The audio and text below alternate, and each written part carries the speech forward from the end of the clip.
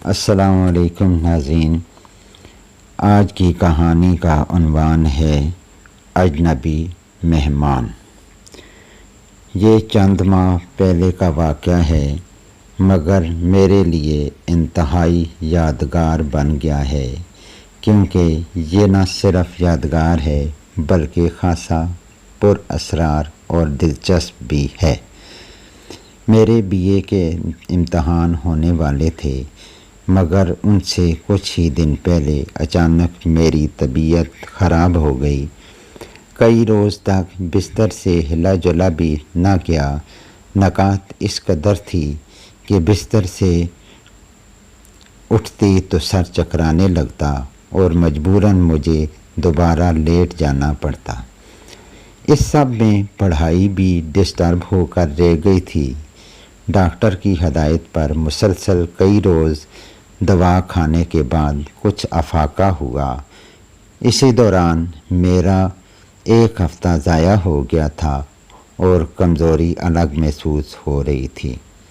امتحان سے قبل امی نے مجھے سختی سے ہدایت کی کہ روز رات کو دودھ پی کر سونا اور رات دیر تک پڑھائی نہیں کرنی۔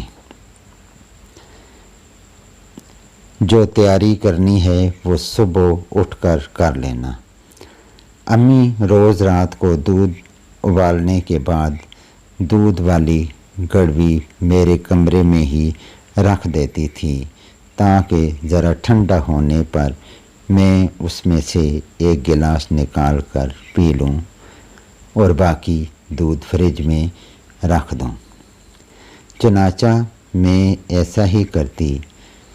یہ 2 روز بعد کی بات ہے۔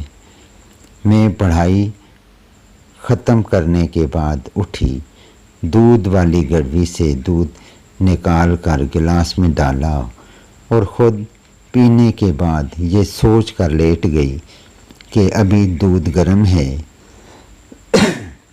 تھوڑی دیر بعد اسے فریج میں رکھ دوں گی۔ جانے کس وقت میری آنکھ لگ گئی اور میں گہری نیند سو گئی۔ رات کا جانے کون سا پہر تھا جب اچانک میری آنکھ کھلی تو کسی برتن کے گرنے کی آواز سے کھل گئی۔ مجھے کمرے میں کچھ گڑبڑ محسوس ہوئی اور میں نے اٹھ کر چاروں طرف نظریں گھمائیں۔ پھر ایک جانب مجھے کوئی چیز تیزی سے حرکت کرتی نظر آئی، جیسے دیکھ کر میری گھگی بند ہو گئی۔ چھوٹی سی کوئی چیز کمرے کے فرش پر تیزی سے اچھل رہی تھی اور اس حرکت سے برتن گرنے کی آواز پیدا ہو رہی تھی۔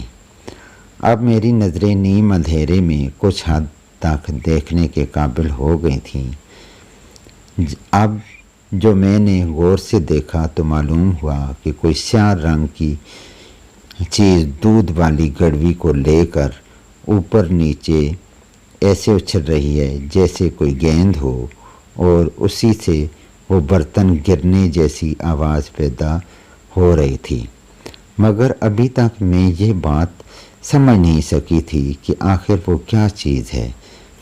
اب شاید اس سیاہ چیز کو میری موجودگی کا احساس ہو گیا تھا اور اس نے زیادہ زور سے اچھلنا شروع کر دیا تھا۔ میں اگرچہ بہت خوفزدہ تھی، مگر نہ تو چیخ رہی تھی اور نہ ہی کمرے سے بھاگنے کی کوشش کی تھی۔ پھر میں نے ہمت جمع کی اور اٹھ کر کمرے کی لائٹ جلا دی۔ اب منظر واضح تھا، سو میں نے گڑوی کی طرف بغور دیکھا اور باختیار میرے منہ سے نکلا۔ سیاہ رنگ کی بلی گڑوی میں منہ پھنسائے بیٹھی تھی۔ اب چونکہ اس کا منہ گڑوی کے چھوٹے سے منہ میں پھنس کر رہ گیا تھا، اس لیے وہ اپنی جھنجھلاہٹ اچھل کر کود کر دکھا رہی تھی۔ کمرے میں ادھر سے ادھر اس کی بھاگ دوڑ ایک عجیب منظر پیش کر رہی تھی۔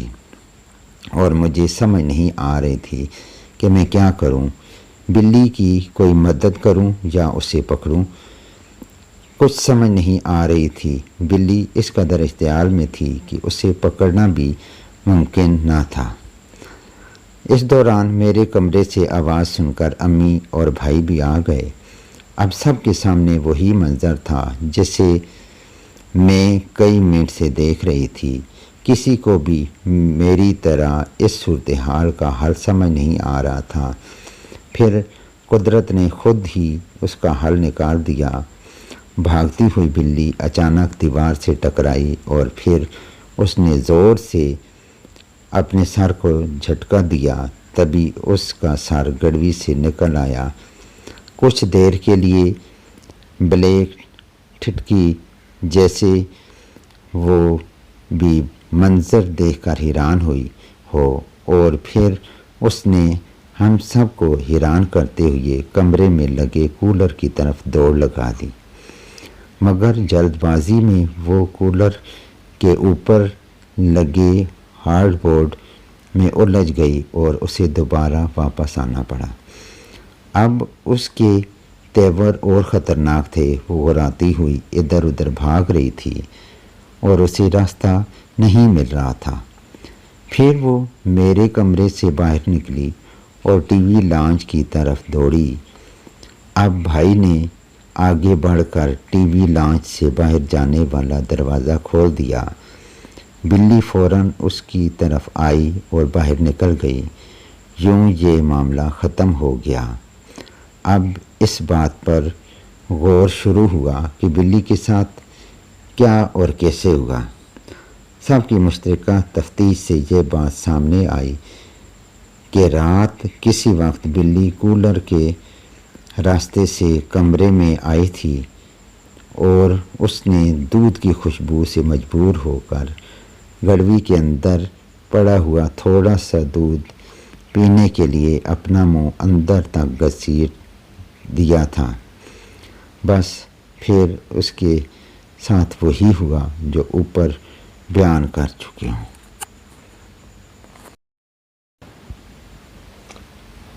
Please subscribe my channel. شکریہ۔